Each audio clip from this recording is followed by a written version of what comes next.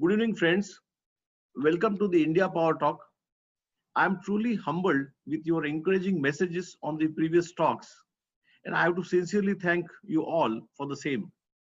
I have been receiving valuable suggestions and inputs from many of you, which I would certainly try to take them in our next following sessions. As you know, India Power Talk, in association with Indian Chamber of Commerce, the oldest chamber of chambers in India, Law Sikho, India's largest online education company, and now we also have India SME Accelerator Network, is an initiative wherein we invite international leaders to seek their insights, experience, strategies on how to revive Indian economy. We would be inviting entrepreneurs, economists, professors, investment bankers, scientists, lawyers, chartered accountants, and professionals having experience from diverse sectors who could contribute on the subject. Salah Kandri, the global head of education, in his report published in the World Economic Forum in May 2020, observed that the pandemic has not just shuttered economies around the world, but has also battered education system in developing and developed countries. Some 1.5 billion students, close to 90% of all primary, secondary, and tertiary learners in the world, are no longer able to physically go to schools and colleges. The impact has been dramatic and transformative as educators scramble to put in place workable short-term solutions for remote teaching and learning, particularly in emerging markets, where students and school face additional challenges related to financing and available infrastructure. And to talk on this subject and his experiences and ideas, we have today a distinguished and action-oriented Dean of Texas A&M University, Robert Adia. Sir, I have privilege and pleasure to welcome you to the India Power Talk. Could you begin by sharing your impressions on the importance of US-India relationship and global education before we really go into further subjects?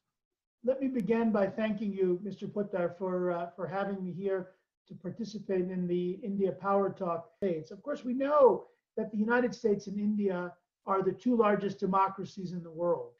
There are challenges to democratic rule in the world today and to democratic liberalism in the world today that are critical challenges and are ones that it is important that democratic nations come together, understand one another, engage one another, learn from one another in a meaningful way. We are now at an inflection point when the future really will be shaped by the economic engagement of India and the United States in a way that it has never been before. Against the backdrop then of those two things, it seems to me that academic engagement between India and the United States, economic engagement, even social engagement and understanding are all vitally important. As human knowledge advances and grows increasingly in a geometric fashion, the level of education necessary to thrive and survive in today's world is that much greater. The reality is that as the world becomes more economically interdependent, as technology makes it truly a smaller world, the need for us to be educated, not just more educated, but more globally educated, is that much more important. I think for India in particular, there is opportunity in global education because of the youth of the population as a demographic matter, and the consequent benefits and power of or impact of more education and more global education in terms of job opportunities, in terms of networking opportunities, and really in terms of being meaningfully connected with the world. The adoption of online solution in the recent months has been unprecedented.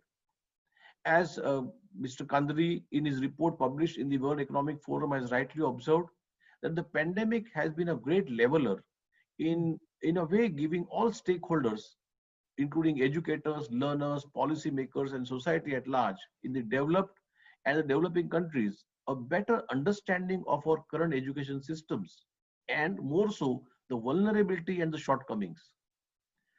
More fundamentally, COVID-19 is causing us a challenge, deep-rooted notions of how we deliver education, of the role of colleges and universities, the importance of lifelong learning, and the distinction we draw between traditional and non-traditional learners. How do you see the evolution of online education and cross-border engagement between various universities? Those who stop learning after their PhD will, within 10 to 15 years, be no longer viable employees, no longer will be viable sources of knowledge, so on and so forth. So when we think about who will be the students at Indian universities, at US universities, at my university, Texas A&M University, they will increasingly be folks who have been in the workforce for 5 years, 10 years, sometimes even 20 and 30 years, but who are coming back to build their knowledge again so they are prepared for the next 10 and 20 and 30 years of their working life. For similar reasons, a second phenomenon in terms of where education is going, I think that's important, is this notion of stackable credentials. Increasingly, the way knowledge and education looks is one acquires a certain educational credential, could be a certificate. It could even be just a single course or an executive education program. If that program is valuable, opens the pathway to additional learning opportunities, I might then do another course that builds on that initial course, right? Now I've taken 2 courses or 2 certificates. Now we go beyond that and do a further one. So we are at the moment, Texas A&M, my university, is talking about a variety of programs in India in terms of educational programs, not just for lawyers, I should say, but also for engineers and for physicians and for folks in finance and computer science whose work intersects with law and regulation and the like. But the way we are structuring it is, we are structuring it in the form of certificates that someone earns 1 certificate, and if they finish that certificate and they are done, they have earned their certificate. But they can choose then to earn a second certificate and to stack that certificate on top of the first one. The third way in which it's changing is it is increasingly interdisciplinary. The nature of educational programs is such that we recognize that because knowledge is increasingly interdisciplinary, education must likewise be Absolutely. interdisciplinary in that fashion. So Absolutely. to say I'm a great engineer, but I don't know anything about political science or law or regulation or finance for that matter. Or finance, exactly, will not suffice. Absolutely. I fully agree there. In fact, as a corporate lawyer, I'm seeing that, along with the law degree, I wish I had also the commerce degree to help me understand the balance sheets and financials of the companies. So I encourage a lot of young students these days that if you wish to become a corporate lawyer, you must understand finances, you must understand balance sheets. Exactly. Most importantly, you must understand how do you market yourself. That's exactly. So that's a perfect example. And turning to online education then, it seems to me online education, offers opportunity in 3 important ways. Again, the first is in terms of access and affordability. So again, I mentioned to you, we are now building programs. Texas A&M University, my law school, is building programs in India. The cost of those programs will be less than half of what the cost is to earn that degree here in the United States. If knowledge is more important than ever, we need to find a way for the masses to have access to education rather than it being limited to the elite. We are building programs in India that will create opportunities for Indian lawyers to sit alongside US lawyers, but not just that, also Saudi Arabian lawyers and German lawyers and Chinese lawyers. Now, that educational environment is basically putting our students, putting our future graduates in exactly the setting in which you as a corporate lawyer practice today.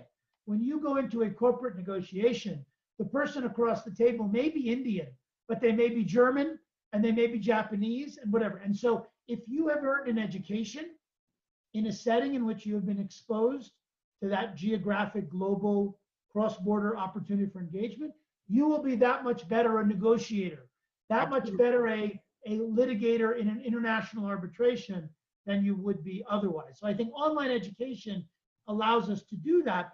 Our aspiration is those programs should provide as good an experience, as good an education, as high quality an interaction as a student would get if the professor was sitting in the room with them in Delhi. So that really is why I think, again, today there is huge opportunities, because the technology now allows us to do this in a much more significant and effective way. Great. I fully appreciate, and I understand, where you are coming from. The accessibility, affordability, the cross-border engagements, and the technological advances. I think, we need to combine. And I'm so glad that whilst we are sad about the several deaths because of coronavirus, but I must say that, I am seeing the entire education system is getting rebooted virtually. And we all are rethinking, and we all are redesigning virtually the entire education system, and that's a great advancement, I would say. What are the opportunities for collaboration in India with degree programs, with executive education programs, with industry collaborations that will allow us to have that positive impact in terms of positioning India and the people of India and the industry of India to be able to thrive in India, in the United States, and all over the world. Texas A&M University is today the largest university in the United States. So we are a very large university now, 70,000 plus students we have at the university. It is also a university that is very much committed to advances in engineering, in computer science, and in other areas in which it has the opportunity to enhance the well-being and the health of the global community. One is, India is a fast-growing country. Texas is a very fast-growing state. Texas is, by many measures, the fastest-growing state in the United States, in terms of population, in terms of corporate headquarters, in terms of economic growth. We are developing an online LLM. In collaboration with LawSeco and others we are working with to create a online LLM program that we believe will, in a very cost-effective way, provide an excellent educational opportunity in the area of intellectual property law, patent law, business and commercial law, and arbitration and negotiation. We are collaborating with a number of law schools in India, with Jindal Global University, Global Law School, with GNLU, and with others we are talking to and collaborating with around creating programs that will allow a student to begin their studies for the LLM in India, then come to the United States for 1 semester to Texas A&M. I see. And earn their LLM. And not only earn their LLM, but earn their LLM from both institutions. Also expanding our programs for non-lawyers. So Texas A&M University has one of the biggest master's degree programs offered by a law school for non-lawyers. We are organizing symposia and conferences and executive roundtables together with industry partners in India as well. I always believe that the academia and the industry connect both have to work very closely to each other. And the more and more we integrate industry and academia, I think the advancement of education, advancement of the knowledge, domain expertise in that area is going to just increase. There is oftentimes what I think of as a false dichotomy that is created.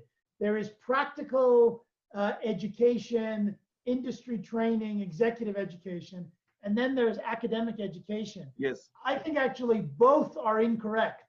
The reality is that an academic program that is not deeply intertwined with industry knowledge and insight and wisdom is not going to succeed. But to be clear, an industry program that says, we're just teaching you the basic stuff, we don't want any of this mumbo jumbo theory, ultimately is not preparing the people who are being trained for the reality that the world is going to look very different in 5 years and 10 years. And so if all that I am doing in my training is teaching you what is true now, rather than teaching you the questions to ask and how to prepare for that future, I'm not preparing you as a good employee. So really it is the case that industry needs academia and academia needs industry in terms of programs. Absolutely. Now, what would you say about the startup world or the SME or the small mid-sized companies, MSME companies? We have almost 6 million, MSME, micro and small entrepreneurs and startups. What would you advise them, or how do you see growth of that? How do you see academia playing a role in enhancing their capabilities in terms of marketing, HR, finances? How do you see that, panning out? Absolutely. So again, the first thing I would say is, if you look at all the economic data, a huge amount of innovation and even huge amount of economic growth is not coming from the largest industries, right? Oftentimes it is coming from small, medium-sized enterprises and even micro enterprises. We have a very extensive network of clinics, we call them law clinics, that basically work with those who need legal services and need support for legal services, but can't afford to get them on the open market. So if we are smart as academic institutions, we do well to think about SMEs as a target audience because they, in some sense, may be more receptive. One last question is, and very, very, very close to my heart is, and I always aspire that something needs to be done there. Is how do you see, internship, whether it is lawyers, whether it is accountants, or whether it is engineering students? How do you see, is there any scope for online internship for students from different streams? I will say it's a brave new world we are living in. If you had asked me that 6 months ago, I would say, well, you can do it, but you can't do it very well. But the reality is my son is 18 years old. He's getting ready to go to college in 1 year. So he had all these internship plans that fell apart. So quickly he started sending some emails and making some phone calls, and now is doing these several internships that he's never met the people in person. He talks with them like this on Zoom. They have a Google Doc that they edit together. So the reality is that I think, again, the coronavirus in some ways has opened up people's minds to the universe of possibility in a different way. So what I would tell young people is don't shy away from pursuing the opportunity. It was a pleasure talking to Nadia. Thank you very much. Thank you, Mr. Buttar. Great pleasure for me as well. Thank you. Thank you.